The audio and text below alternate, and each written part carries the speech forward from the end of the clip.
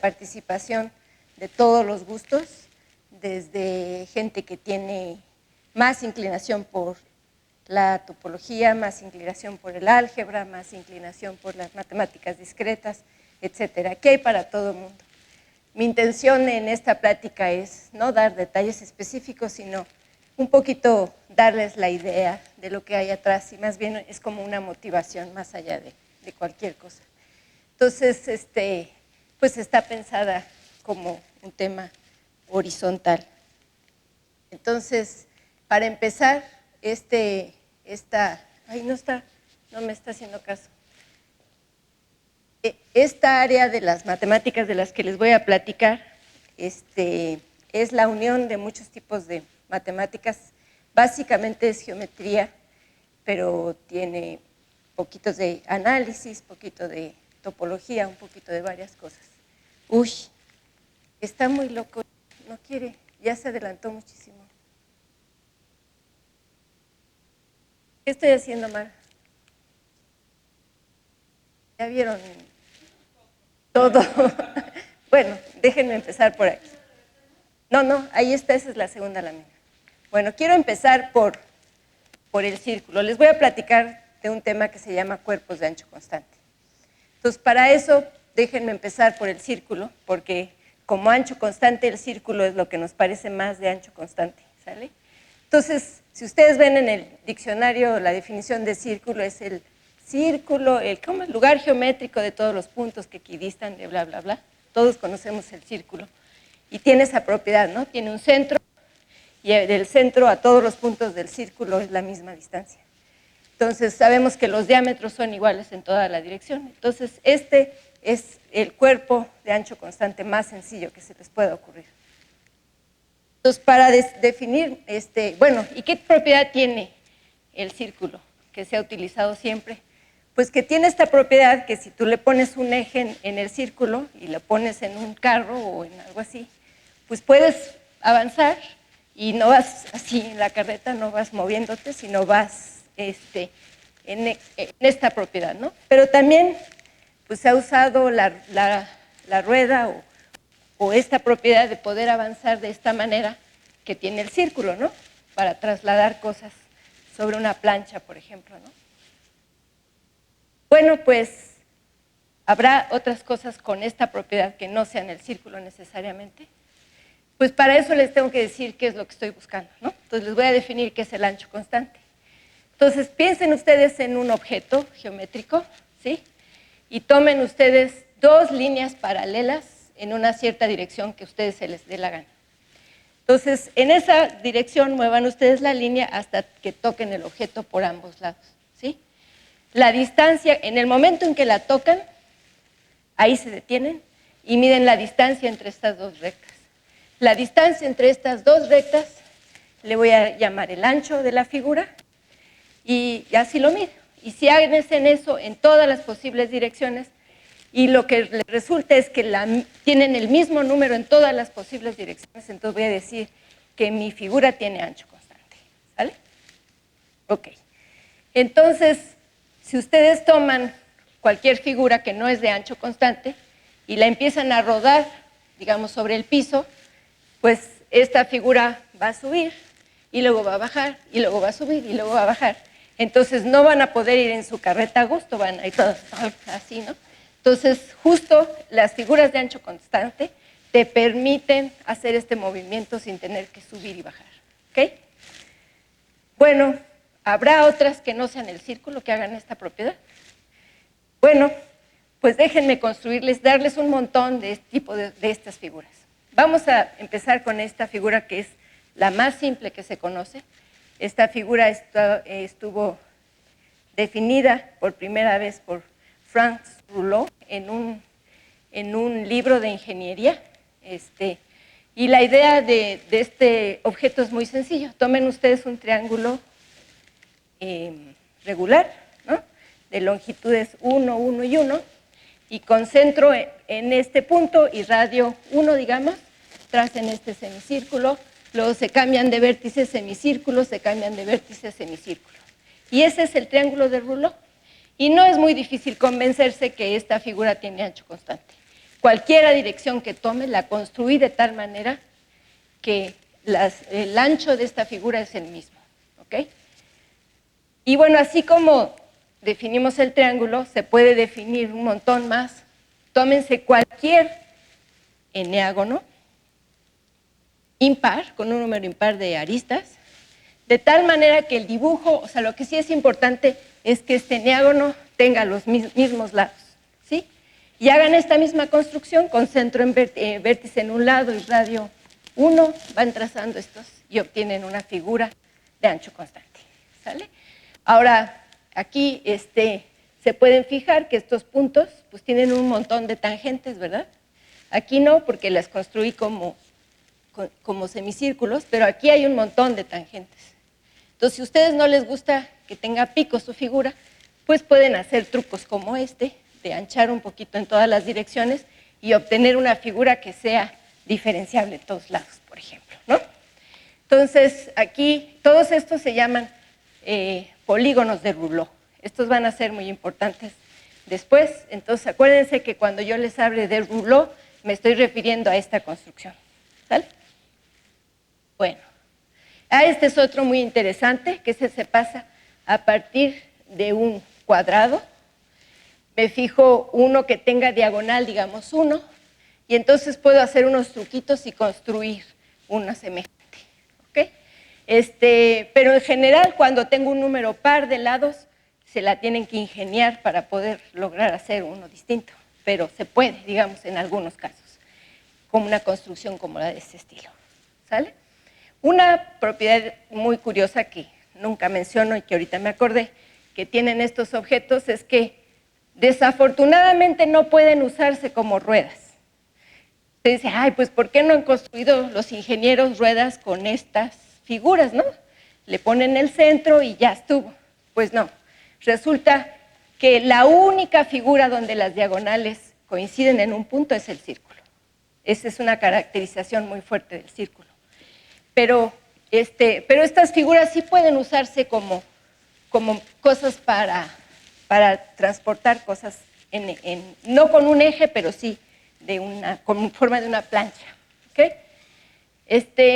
A mí me ha sorprendido que estos objetos están por todos lados, por todos lados. Si ustedes se fijan bien, van a empezar a aparecer por todos lados. Por ejemplo, si ustedes se toman una cerveza, es probable que se encuentren un triángulo de Rouleau ahí, es muy común. Vas caminando por las calles en California y así son estos sistemas de transportación de agua, como se llaman, las alcantarillas, tienen esta forma de triángulo de Rouleau. Los dólares canadienses son eneágonos de 11 lados de Rouleau. Esta es la moneda de las Bermudas. Hay un chorro de países que usan triángulo de Rouleau. Fui el otro día a un bar y pedí una comida ahí y me trajeron ese plato y no pude evitar tomar esa foto porque está llena de cuerpos de ancho constante ahí. Sí. Los triángulos de Rouleau, bueno, los describió formalmente Rouleau, pero se conocen desde hace muchísimos años. Esta es un ejemplo de una catedral del siglo XV en Bélgica, que sus ventanas son todas triángulos de Rouleau. Ahora les ha dado mucho a los arquitectos por diseñar edificios con estas formas, donde sus techos son triángulos de Rouleau, sin duda alguna. Aquí tengo otros ejemplos. Es que esta cosa me hace caso.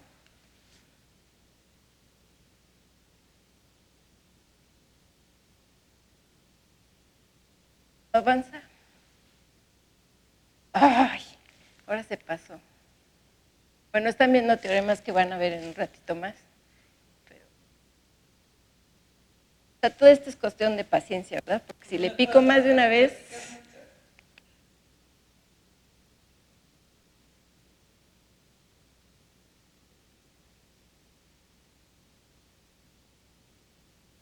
Estoy echando a perder lo que sigue, hombre.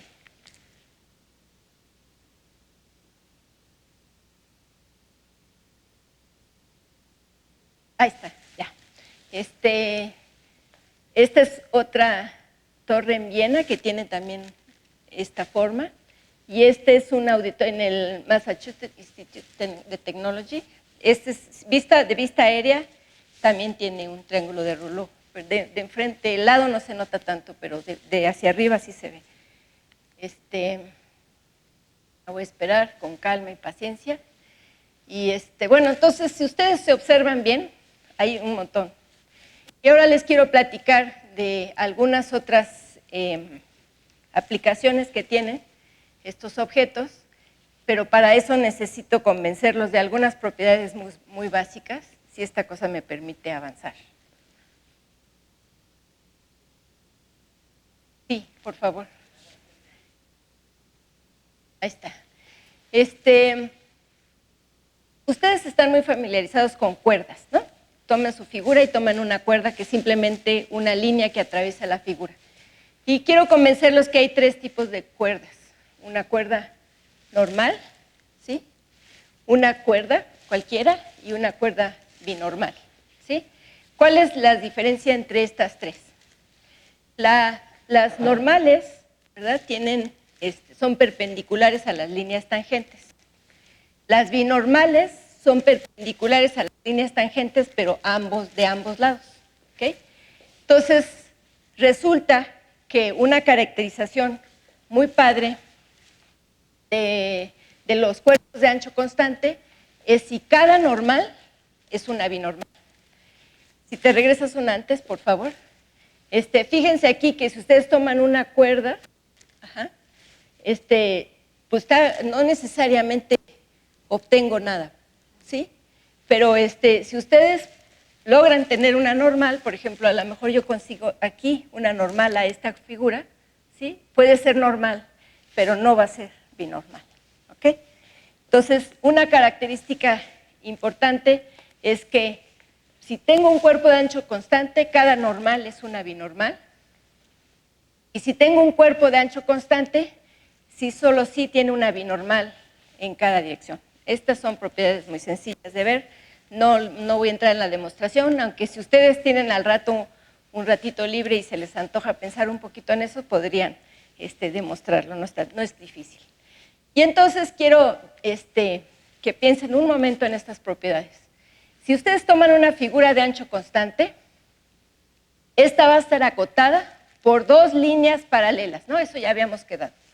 Entonces, si tomo otras líneas justo en la dirección opuesta, pues cada figura de ancho constante la puedo enmarcar en un cuadrado, ¿ok? Otra propiedad muy interesante, y es muy fácil de probar, es que si yo empiezo a mover esta figura dentro del cuadrado, no permito que se salga, entonces voy a poder fijarme en lo siguiente. Cada lado del cuadrado estará siempre en contacto de la figura con un solo punto. Esa es una propiedad importante que no es difícil de probar. Segunda, los intervalos que conectan los puntos de contacto, esa no está tan intuitiva, son paralelos a los lados del marco. O sea, si ustedes enmarcan su figura en su cuadrado y se fijan en los puntos de contacto, estos puntos de contacto van a ser justo paralelos al cuadrado. Como aquí, este es punto de contacto, este es punto de contacto, este segmento de línea es paralelo al cuadrado. Eso es lo que quiero decir. Y esa es una caracterización muy bonita de estas figuras. Y eso ha permitido, la que sigue, por favor. Bueno, aquí esta es otra más. Si ustedes ponen dos copias, una junto a la otra, de estas figuras, estas se van a tocar exactamente en un punto. La que sigue. Y esto permite varias aplicaciones simpáticas. Este es ya se me fue la palabra en inglés, para hacer hoyos, se llama un taladro. Este es un taladro que hace hoyos cuadrados, que fue inventado en 1914 por este ingeniero. La que sigue, por favor. Existe varios, no solo uno, pero existen varios motores que ayudan, que con ayuda de esta figura pueden, no me pidan los detalles, pero ayudan a mover las cosas de cierta manera. La que sigue. Este es una como se, no es rueda de la fortuna, podría ser una rueda de la fortuna, pero ¿un qué? Una noria, un molino de agua, que evita que se desperdicie el mayor posible número de agua, pues, ¿no? O sea, contiene, mientras se movían estos, ya por estas propiedades que les platiqué, como estas líneas siempre se van a tocar en un punto, se desperdicia el menor número posible de agua. Pueden ustedes hacer un carro con llantas. Aquí tendrían que ajustarle un poco al eje, tendría que ser un eje cuadrado, por las mismas propiedades que ya les platiqué, o una plancheta de este estilo. La que sigue.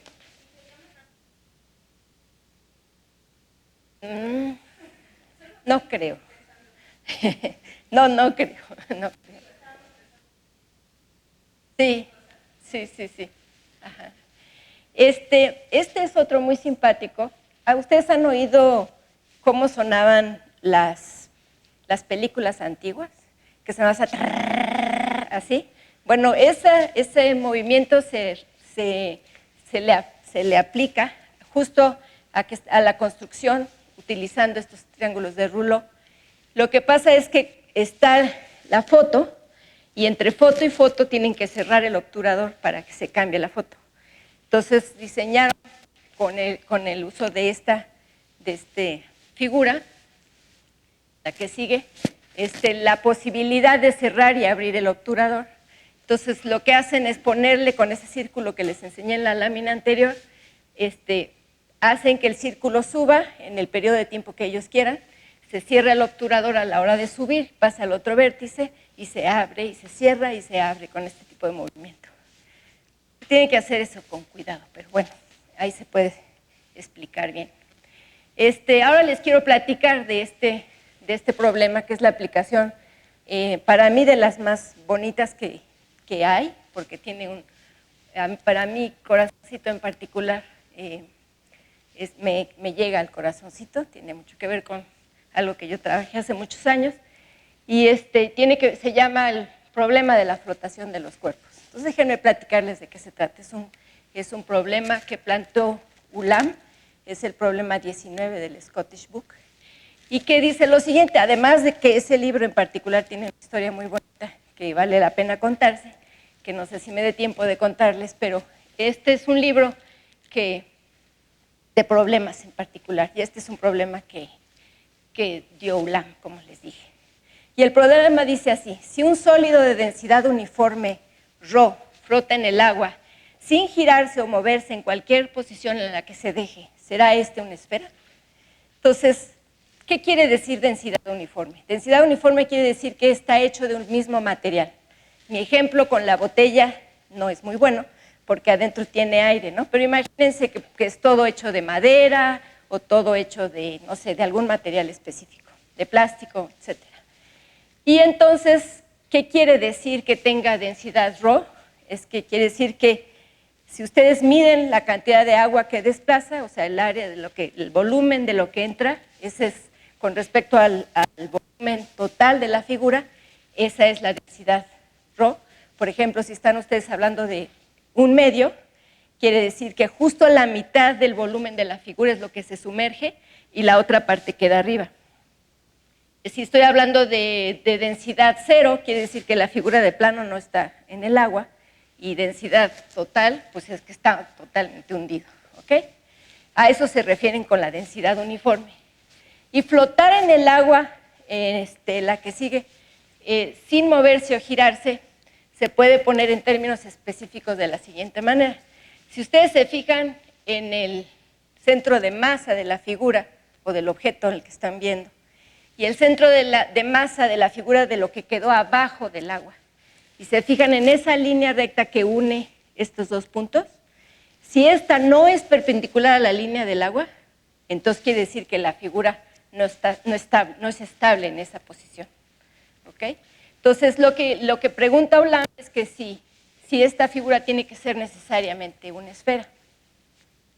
En dimensión 3 es una pregunta muy difícil, Pero entonces lo que sigue es pensar qué pasa en dimensión 2, ¿no? Entonces, en vez de pensar en sólidos, voy a pensar en cilindros, donde justo lo que estoy viendo en el cilindro es la figura en la que me estoy preguntando si flota en cualquier dirección, cuando el eje es justamente paralelo al agua. ¿Okay? Entonces, estoy pensando en figuras de este estilo.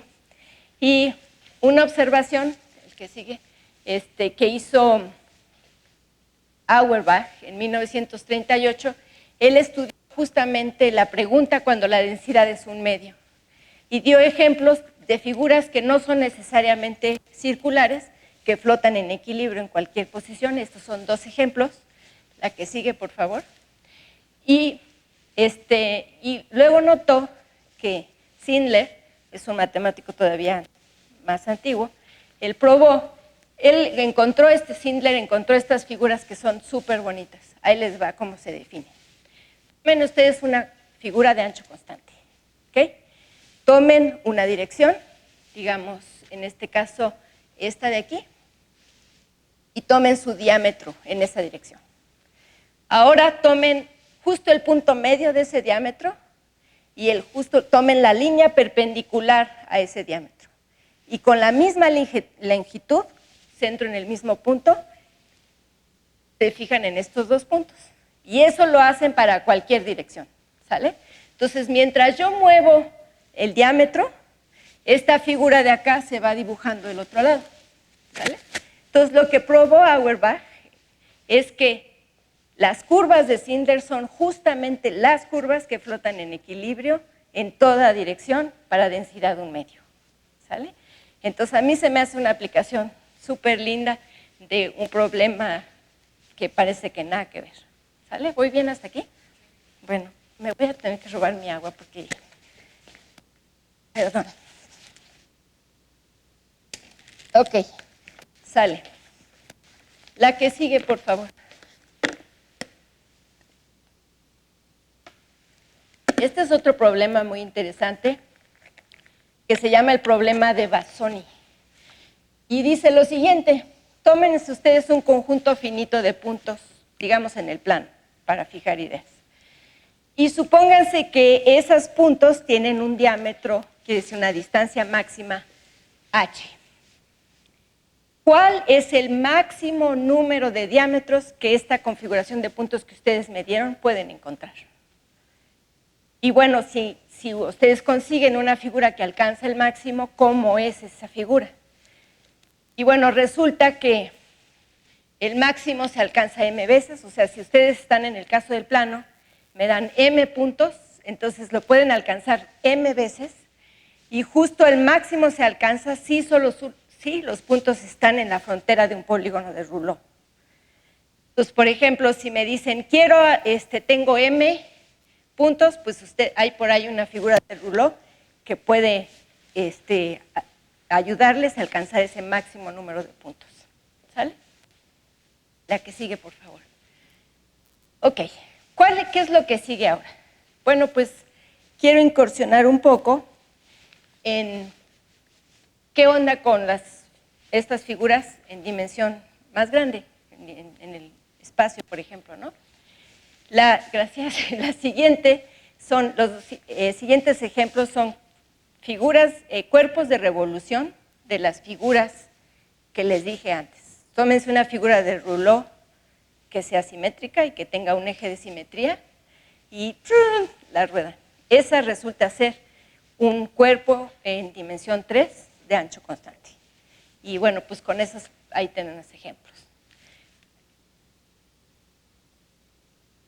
¿Qué sigue? Bueno, es muy natural pensar que si ustedes tenían un triángulo y hicieron esa construcción del círculo que lo movían, pues entonces lo que obtengo, pues debería de estar bueno que fuera de ancho constante. Entonces, el ejercicio siguiente, más natural, es agarrarse un tetraedro regular, ¿vale? De lados iguales, y hacer esa misma construcción. Tómense el vértice, una esfera con centro en este vértice y radio 1, digamos, y fíjense en la esfera, y luego hacen eso.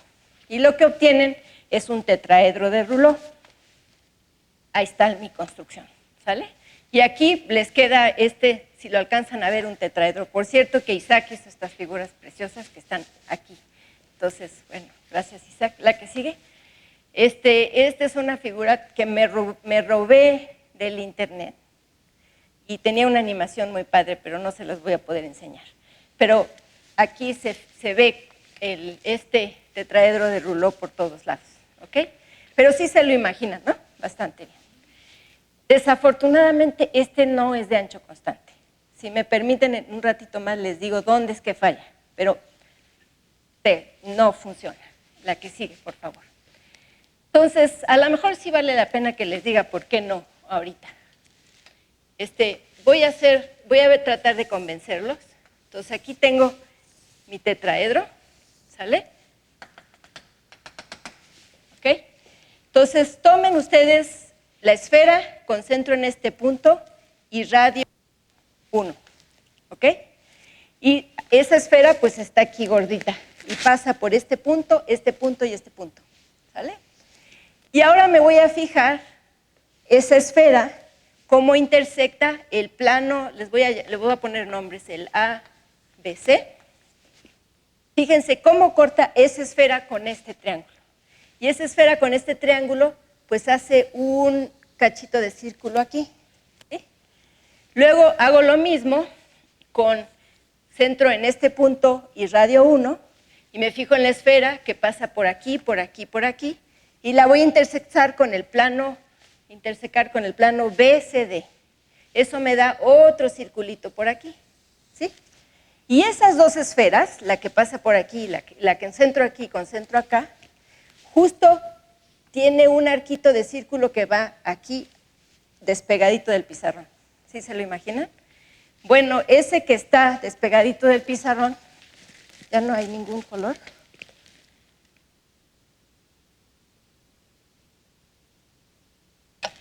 Ah, ya los encontré. Gracias. Sí. Gracias, muchas gracias.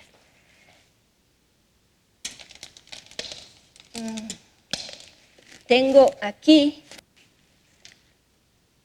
lo voy a dibujar en coloradito, un poquito chuequito, para que se lo imaginen, ¿sí? Y si hago lo mismo con centro en B y en C, pues atrás tengo otra circunferencia que va así, ¿sí? Resulta que si ustedes se fijan en el punto medio de este circulito y en el punto medio del círculo que está atrás, la distancia entre esos dos es un poquito más que 1. Y ahí es donde la cosa falla. En todo lo demás, en toda esta parte de aquí, todo funciona bien. Ustedes se imaginarán que desde este punto a este punto y desde este punto a este punto va bajando lentamente y continuamente hasta que llega aquí. Entonces el problema es justo en esas franjas rojas de mi dibujo acá, ¿sí? Entonces Meissner tuvo una idea súper bonita, la que sigue, que aquí está en otro libro clásico especificado. Entonces la idea de Meissner es la siguiente. Sí. Dijo, me voy a fijar en el círculo de atrás, el que está en DB, allá en mi figura, y voy a tomar ese punto medio que está ahí, y me voy a fijar en el círculo, concentro en ese punto y radio 1. Y eso me va a dar justo esta circunferencia roja, que si se la imaginan es un poquito más adentro de esta roja que hice allá. O sea, es una curvita amarilla que está un poquito más adentro, ¿vale? Y con eje en esta línea voy a hacer una curva de revolución ahí, y entonces lo que voy a hacer es rasurar a mi tetraedro de Rouleau por ese cachito. Y ya, y eso lo voy a hacer de cuántas maneras puedo. Pues si ustedes se fijan, tengo aquí mi tetraedro, y dice, bueno, nomás voy a rasurar de un lado, porque el otro lado, el que es donde está E, ese lo voy a dejar tal cual. Entonces rasuro uno y el opuesto lo dejo bien. Entonces, ¿qué voy a hacer? Rasuro, digamos, pero el de atrás no lo voy a rasurar. Esto quiere decir, punteado quiere decir no rasurar. ¿Sí? Luego voy a rasurar este y el opuesto, que es este de aquí, no lo voy a rasurar. Entonces, aquí fíjense que tienen dos alternativas.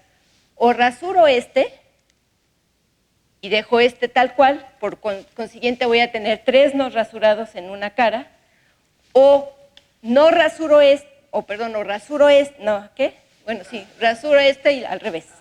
Lo cual da lugar a 2 cuerpos de Meissner. Este es uno de ellos y este es el otro, ¿sí? Este es donde no rasuro de 3 y los de atrás están rasurados, ¿ok? Bueno, estos 2 objetos de Meissner, hay una conjetura importante que dice que estos 2 objetos son aquellos de mínima volumen de entre todas las figuras de ancho constante que existen. Esa es una conjetura que sigue abierta, no se sabe bien si sí o si no. Pero entonces no se sabe más de ellos. La que sigue, bueno, entonces ahora que esa es la pregunta que sigue, ¿no? Bueno, resulta que si yo me fijo en el problema de Bassoni que les platiqué hace rato, para el espacio, para n igual a 3, Bassoni conjeturó que si yo doy un conjunto de m puntos, el máximo se va a alcanzar 2m menos 2 veces. Y esa es la conjetura, y después resulta que Grumban, Heppes y Strassner, ¿sí?, en los 50 probaron que es cierta esta conjetura y que el máximo se alcanza junto en los puntos que están en frontera de un politopo bola. ¿Qué es eso de un politopo bola? Bueno, un politopo bola va a ser la intersección de un número finito de puntos, la intersección de esferas con centro en un número finito de puntos.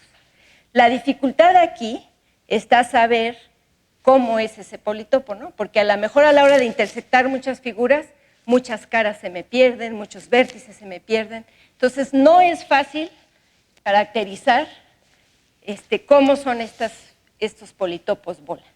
Pero bueno, lo que sí es cierto es que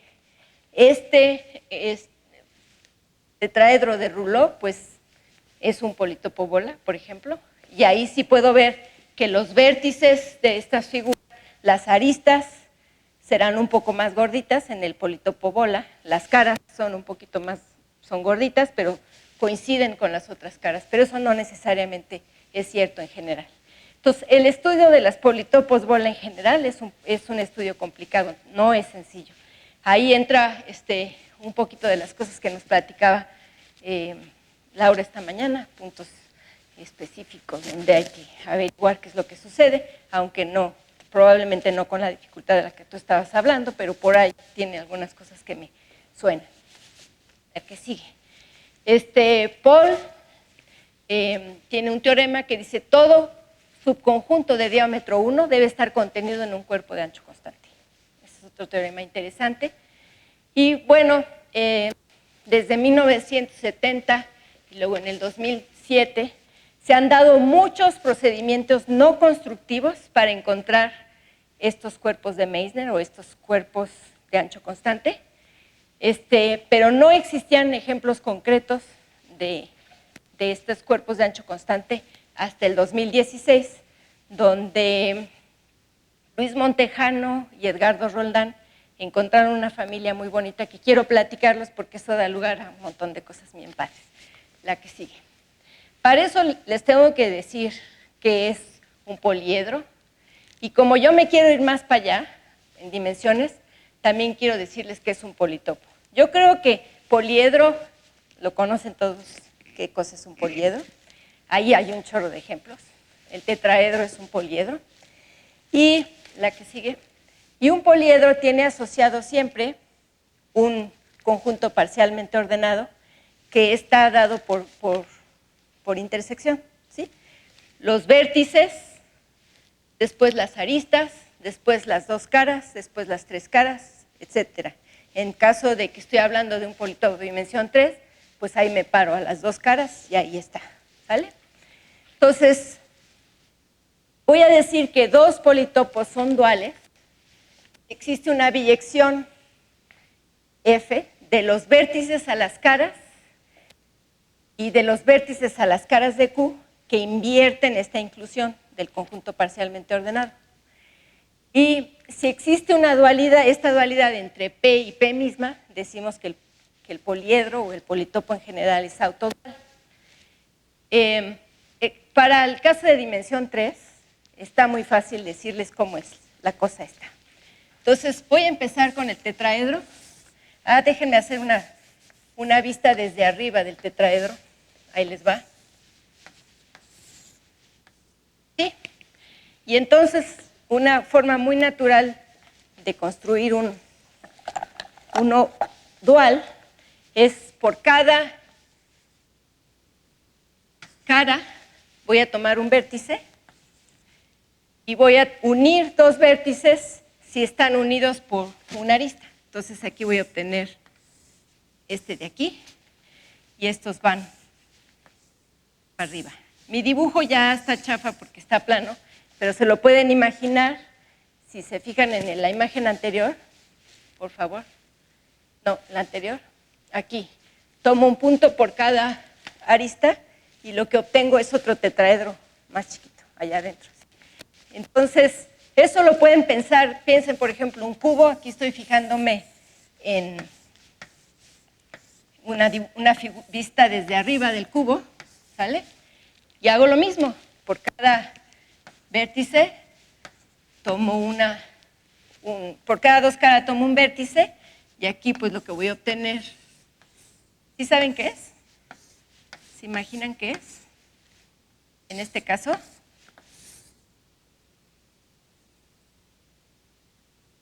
no, esto queda un octaedro, así. El dual del cubo es un octaedro, el dual del tetraedro es otro tetraedro. Entonces, cada figura que ustedes tomen, su dual existe. La que sigue, la donde estábamos, una más. ¿Una más? No, una menos. Una menos. Una menos. Menos. Menos. Para el otro lado. Al revés.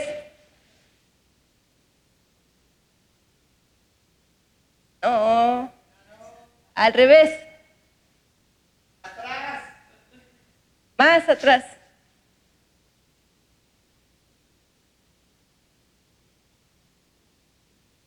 Aquí. Entonces, para que sea autodual, él y su dual tienen que ser el mismo. Aquí hay una dualidad entre el cubo y el octaedro. Pero como el cubo y el octaedro no son los mismos, el cubo no es autodual. Pero como el dual del tetraedro es un tetraedro, este sí es autodual. ¿Ok? Entonces me voy a fijar en un poliedro autodual. Ahora sí, la que sigue, por favor. Aquí está un ejemplo, tetraedro. El que sigue. Estos son otros ejemplos. A ver, vale la pena que tome a lo mejor uno de ellos. Digamos el que está en la primera figura de allá. Tengo un triángulo, luego tengo otro triángulo un poquito más arribita y luego un vértice. Este se ve así, más o menos. Ahí está.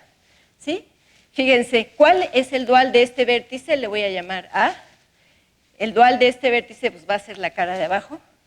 El dual de este vértice, que le llamo B, va a ser esta cara de 1, 2, no, tiene que ser una cara de tamaño 4, ¿verdad? Porque tiene 1, 2, 3, 4 aristas que le salen. El dual de este C va a ser este de acá atrás. El dual de este D minúscula va a ser la de enfrente. Y el dual de este vértice E va a ser este de acá, etc. ¿Ok? Resulta que este es autodual. Bueno, ok. Ahora, si ustedes se fijan, para cada autodual existe una pareja de aristas que están aquí iluminadas del mismo color. ¿Por qué? Fíjense, tómense un vértice que les sea claro. Por ejemplo, el vértice verde, que es el vértice A. Este vértice verde, ya les había yo dicho que su cara dual es esta de aquí abajo, ¿sí? Ahora tomen ustedes este vértice, que es el B. Su cara dual es esta arista de aquí atrás. ¿Sí? ¿Sí la ven? Bueno, resulta que si entonces yo me fijo en esta arista que está aquí, que une al A y al B, a esta arista le corresponde una única arista, que es en donde se unen estas dos caras, ¿sí? Entonces, a cada arista que me tome aquí, hay una cara correspondiente en esta dualidad, digamos.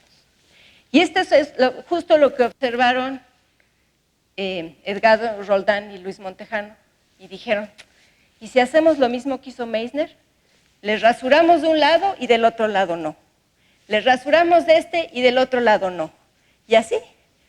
Y justo lo que crearon, la que sigue, bueno, este es un ejemplo de que no toda dualidad, lo que es algo que me pasó decirles, es que toda dualidad debe de tener, ¿cómo se llama? Que al cuadrado sea la identidad.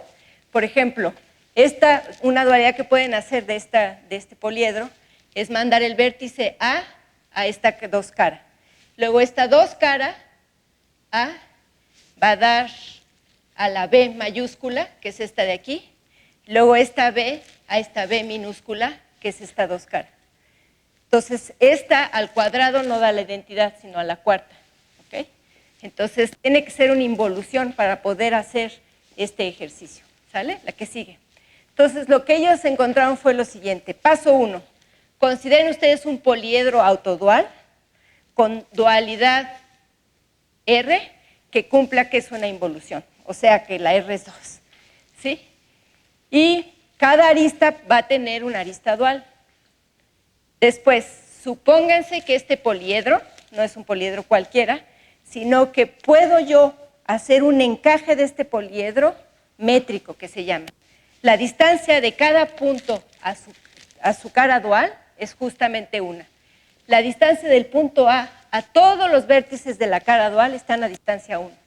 Eso me permite hacer la intersección de las esferas con centro en ese punto y obligar a que la esfera pase justo por los puntos que quiero. ¿Ok? La que sigue. Estas son las nuevas figuras que existen, que son los nuevos poliedros de Meissner, que son de hace 2 años. La que sigue, son otros ejemplos. Tienen volumen más grande. La conjetura sigue abierta. ¿Ok? Entonces, la que sigue. Bueno, pues ahora vamos a seguir la misma idea. Voy a tratar de hacer lo mismo en dimensiones más grandes. Y entonces voy a construir un politopo autodual con dualidad que sea una involución. Y pues a cada arista le va a corresponder una n-2 cara dual. Y entonces voy a suponer que ese politopo, aquí me equivoqué, debe tener un encaje métrico. O sea, si yo me paro en un vértice y me fijo en su cara dual, todos los vértices ahí están a distancia 1. Supónganse que la vida es súper preciosa y que yo puedo hacer eso. Y que entonces tengo ese politopo en dimensión 4 y me permite hacer eso. Ejemplo sencillo, el hipertetraedro. El hipertetraedro cumple eso, lo pueden poner en métrico, es muy fácil. Bueno, pues vamos a hacerlo, a ver si se puede. Resulta que existe no se conoce casi nada de politopos autoduales en dimensiones 4 y arriba. Sabe casi nada. De politopos bola y de cómo se comportan, se conoce súper poquito, por la que sigue. Pero bueno, empezamos haciendo una construcción. Dijimos, bueno, pues vamos a ver si podemos construir politopos de dimensión 4. Y Ted Bystrisky y yo trabajamos el año pasado justo en construir estos objetos. Y está muy fácil. No les puedo traer un dibujo en dimensión 4, pero sí les puedo convencer de cómo se construye. Tómense un politopo dual en una dimensión menor. Por ejemplo, un polígono del lado impar. Eso ya sabemos que es un poliedro autodual. Y váyanse a una dimensión más grande, por ejemplo, R, o si toman cualquiera de los que les enseñé hace ratito, por ejemplo, y acá tómense copias de las copias que ustedes quieran, en dimensión 4, ¿sale? Ahí les va. ¿La que sigue? ¿La que sigue? ¿Sí? ¿Se dan cuenta de lo que estoy haciendo? Entonces, estoy tomando copias homotéticas de la figura original. Entonces, tomé y en la cuarta dimensión tomé otra imagen de luego otra imagen de y luego otra imagen de las copias que se les dé la gana. Y luego un punto extra allá arriba. Y lo que voy a hacer es tomar el cierre convexo de la que sigue. Tomo el cierre convexo, ¿se lo están imaginando? Y entonces lo que obtengo resulta ser un politopo de dimensión una más, que es de ancho, no es de ancho constante, que es autodual. ¿Sale? Entonces, por ejemplo, se puede construir así, ¿no? Tomé un triángulo, luego me topo en una copia del triángulo, luego un punto más y tomé el cierre convexo. Y entonces, ese tipo de construcción la pueden hacer en cualquier dimensión. Probamos que eso es autodual, más aún probamos que es métrico, o sea que la vida iba preciosa hasta ese momento. Y está muy padre porque aún así se conocen muy pocos de estos poliedros, entonces estuvo padre y muy contentos. Pues ahora sí vamos a hacer la aplicación de Meissner en cualquier dimensión. No se puede. Dimensión 4 no se puede ni con el hipertetraedro. Las cosas fallan terriblemente. Simplemente la paridad nomás no se da, no se deja, no puedes hacer eso. Entonces, bueno, pues ahora lo que estamos haciendo, tratando de hacer Isaac y yo, es tratando de encontrar una manera de alterar los poliedros de Meissner para poderlo rasurar de manera más simétrica que nos permita definir esta demostración en dimensiones, esta construcción en dimensiones más altas. Y bueno, una más, por favor. Bueno, estas son la descripción que estaba yo diciendo, que ya la dije hace ratito. La que sigue. Quisiera acabar con esta imagen. Resulta que Man Ray, que es un pintor muy famoso, entró una vez a un museo. ¿Se acuerdan las primeras imágenes que les enseñé en blanco y negro de los sólidos de Meissner? Bueno, resulta que esos están expuestos en un museo en Canadá y pues en la Universidad de Toronto. Y este señor, Man Ray, fue a visitar la exposición y no solo están esos sólidos de Meissner, sino están muchas otras figuras geométricas ahí realizadas. Y le encantó y decidió que iba a hacer toda una serie de pinturas que estuvieran relacionadas con las matemáticas y con Shakespeare. Y entonces a cada una de estas figuras les dio un simbolismo y dijo, pues me recuerda, esta cosa me recuerda, y son 22 las pinturas que hizo. Y esta fue la que le motivó justo los sólidos de Meissner, y lo que él decía es que esto le recordaba, esta es la pintura de Man Ray, el cráneo de Yorick y el pecho de Ofelia. Entonces esta es la pintura que él creó a partir de los sólidos de Meissner. Y bueno, pues con esto quisiera terminar, no sin antes darle las gracias a Lucero y a toda la Comisión de Equidad y Género. Por ahí alguna vez escuché, no sé si es cierto, pero lo creo, que cuando tu madre en general está bien preparada y tiene doctorado, usualmente sus hijos tienen doctorado y están bien preparados, me suena lógico.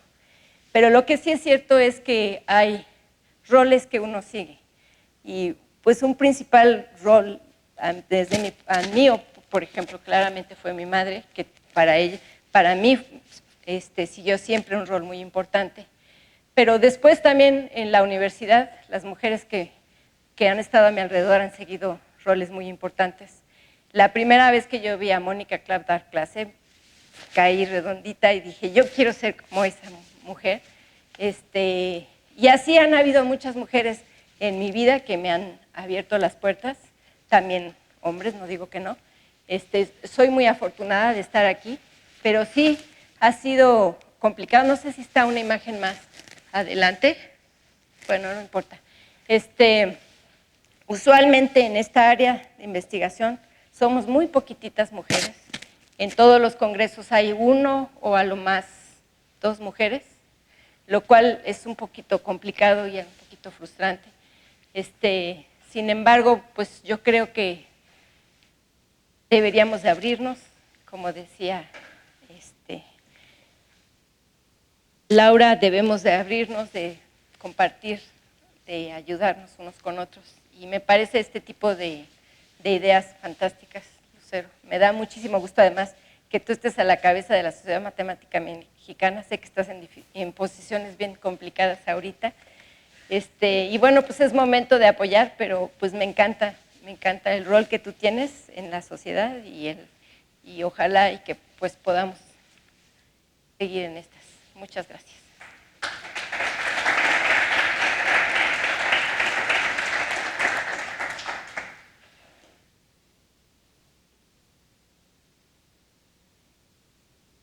¿Hay alguna pregunta corta, comentario?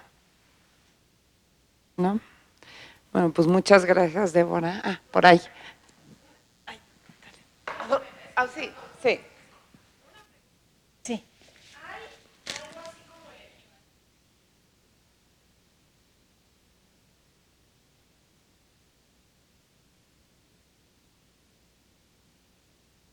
Ajá.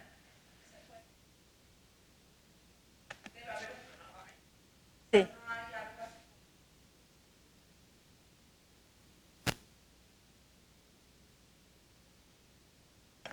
Como el cuerpo convexo de ancho constante más pequeño.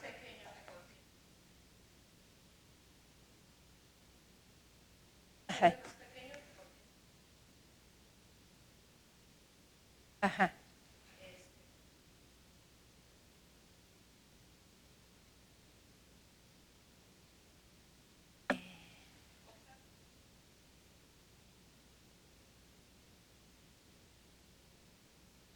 Yo creo que sí tiene sentido tu pregunta.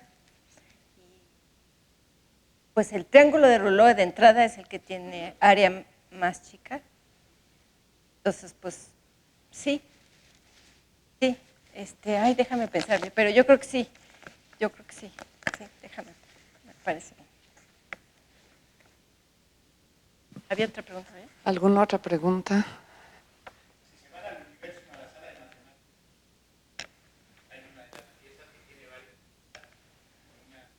Ah.